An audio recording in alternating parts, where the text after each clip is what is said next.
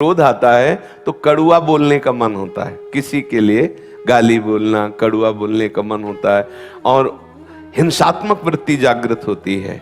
भगवत स्मृति का लोप होने लगता है। क्रोध तभी हावी होगा जब हम भगवत विस्मरण कर देंगे।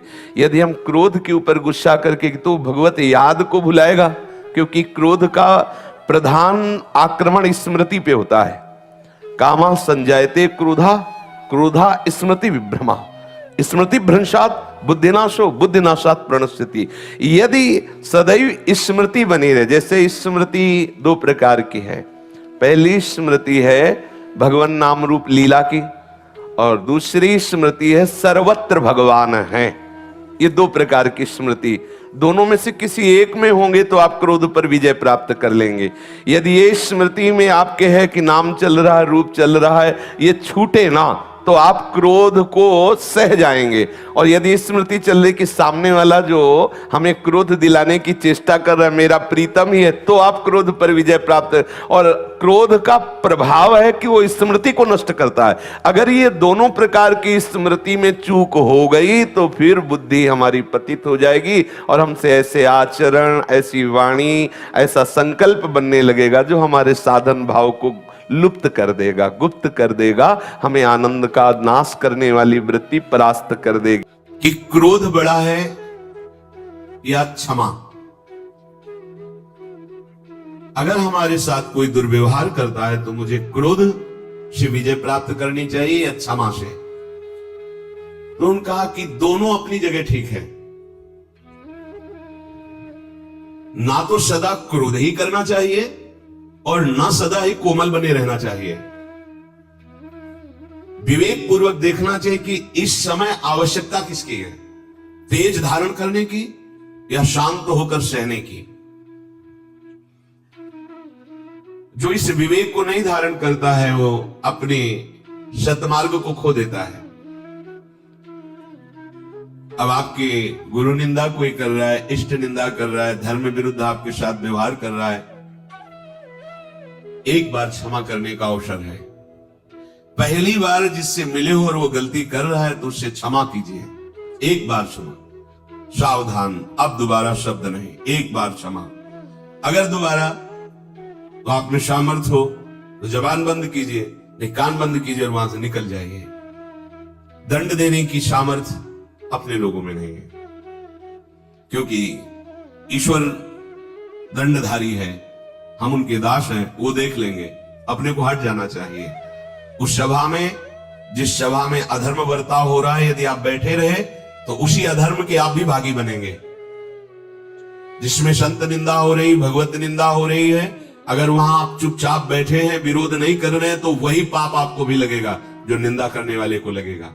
इसलिए या तो उठ के वहां से चल दें और या फिर उसका विरोध करें, सभा में खड़े होकर उसका विरोध करें कि आप ऐसा नहीं कर सकते। इसके करने से आप पाप से बच जाएंगे। अवसर देख करके कभी कभी शांत होना पड़ता है और कभी कभी भयंकर रूप भी धारण करना पड़ता है। इससे वो अपने परमार्थ को बचा लेता है।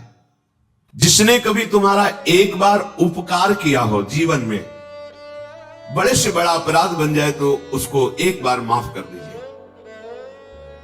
क्योंकि उसने उपकार किया। कभी थोड़ा भी तुम्हारा हित किया है और उससे यदि अपराध बन जाए तो पहले के उपकार का स्मरण करके बिना दंड दिए उसे छोड़ देना चाहिए। जाइए आप, इससे तुम्हारा क्षमा बल बढ़ेगा। जिससे अनजान में अपराध हो गया है आपके साथ, उसे पता नहीं था, उसको क्षमा कर दीजिए। क्योंकि सबके लिए सर्वज्ञता सुलभ नहीं है। वो अज्ञानी है, अज्ञान के कारण अपराध बन गया तो क्षमा कर दीजिए।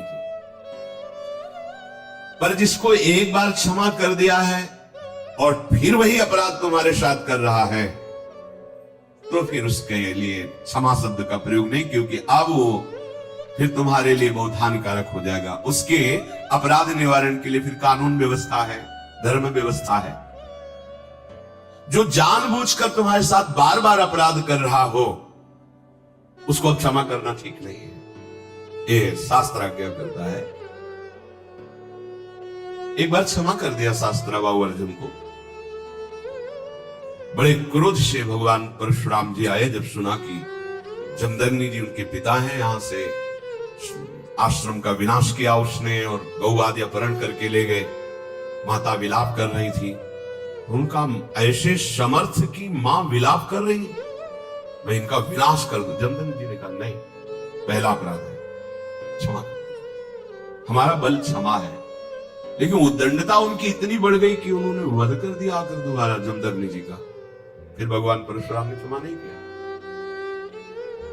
अपने तेज बल से और हर्षे के बल से पूरे वंश का विनाश, काट काट के पहाड़ लगा दिए थे। तो जो उद्दंड है, पाप पे पाप करता जा रहा है, उसके लिए क्षमा शब्द का प्रयोग नहीं है, उसके लिए दंड ही उसके लिए सही औषधि है। प्राणी कोई भी हो, यदि एक बार अपराध करे तो विचार पूर्वक क्षमा कर देना चाहिए। यदि जानबूझकर दोबारा अपराध करता है तो उसे, ये दूसरों के लिए नहीं अपने लिए भी लागू है। एक बार हमसे गलती हो गई तो प्रभु क्षमा कर देंगे। जानबूझकर गलती करो और सोचो कि भाई नाम या किसी से हम, तो उसको फिर नामापराध के अंतर्गत माना गया है और विशेष दंड का अपराधी।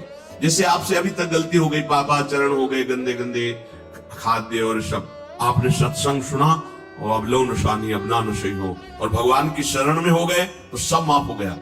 लेकिन अब नहीं होना चाहिए, अगर फिर होता है तो सब जुड़ जाएगा ब्याज सहित। जो दोबारा बार बार अपराध करता है, उस अपराध के लिए दंड देने से ही उसका सुधार होगा, क्षमा से नहीं। अच्छी तरह जांच पड़ताल कर ले और जब ये सिद्ध हो जाए कि ये अमुक बार बार अपराध कर रहा है तो उसके क्षमा योग्य बर्ताव नहीं करना चाहिए, क्योंकि उसका सुधार हो जाएगा, उसके अपराध का दंड यदि उसे मिलेगा। ये जान लीजिए कि लोक और परलोक दोनों का नाशक क्रोध है। क्रोध जीतने से उन्नति होती है, क्रोध के वशीभूत होने से अवनति होती है।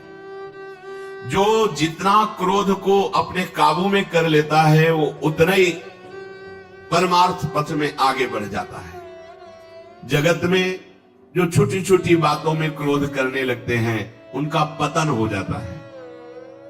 इसलिए उपासक को चाहिए कि सर्वनाशक इस क्रोध को पीना सीखे। जब गुस्सा आवे पीना सीखे। देखो, तेज और क्रोध में अंतर होता है। क्रोध होता है कामना के बाद और तेज होता है धर्म संबंध से। जब कोई धर्म का नाश कर रहा हो, जब कोई आराध्य देव, इष्ट देव, गुरुदेव आदि की बात हो, तो उस समय भागवतिक तेज होता है। और जब हमारी किसी वासना पर प्रहार होता है, हमारी इच्छा पर, फिर जो क्रोध होता है उसे पीना सीखना चाहिए। क्रोधी मनुष्य अधिकतर पाप में लग जाता है, अपने माता पिता को पीटते हैं, देखा है, ऐसा देखा है। क्रोध के वशीभूत होकर पूज्य जनों का अपमान करते हैं, क्रोध के वशीभूत होकर के जिनकी स्तुति करना चाहिए उनकी निंदा करते हैं, गाली देते हैं। क्रोधी मनुष्य समझ नहीं पाता कि क्रोध के लिए कार्य अकार्य का क्या निर्णय किया गया है। नहीं, बस क्रोध आया तो स्मृति का अपहरण कर लेता है। कामा संजायते क्रोधा, क्रोधा स्मृति विभ्रमा। क्रोध अगर अपनी चरम सीमा पे आ जाए तो अवध्य पुरुष की भी वो हत्या कर देता है। जिसकी पूजा में हमें तत्पर होना चाहिए उसका वो वध कर देता है। क्रोध अगर और बढ़ जाए तो अपने आप को भी आत्महत्या कर सकता है और यमलोक का अतिथि बनकर बहुत दुर्गति को प्राप्त होता है। क्रोध, इन दोषों को देख करके उपासक को चाहिए कि इस लोक और परलोक में परम कल्याण के लिए क्रोध को जीतना सीखे। जब तुम परमार्थ में आगे बढ़ोगे तो तुम्हारा अध्यात्म बल बढ़ेगा, तो उसमें तुम्हारे अध्यात्म बल को क्षीण करने के लिए माया ऐसी रचना रचेगी जिससे तुम्हें क्रोध आवे। घटना, व्यक्ति, ऐसा क्रोध, ऐसा देखा भी जाता है, बहुत जल्दी क्रोध आता। अपने और पराये दोनों के हित का विचार करके स्वयं चिकित्सक बनकर अपने क्रोध की चिकित्सा कर लेनी चाहिए। यदि मूढ़तावश तुम क्रोध पे क्रोध ही करते रहे तो तुम्हें क्लेश भोगना पड़ेगा, तुम्हारे सुकृत नष्ट हो जाएंगे। चित्त को वश में करना उपासक का परम धर्म है, पर जो क्रोध का ही वर्ण किए रहता है उसका चित्त जलता रहता है। ये बड़ा दुष्ट स्वभाव है।